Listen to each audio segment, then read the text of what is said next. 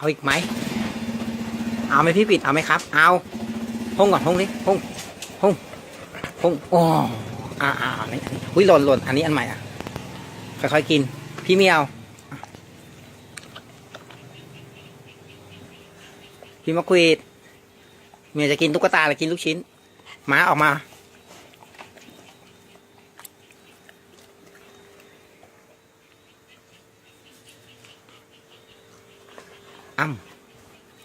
ช้าๆนะลูก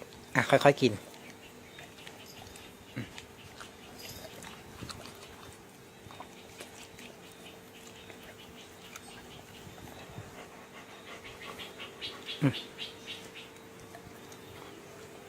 หมาหัวโต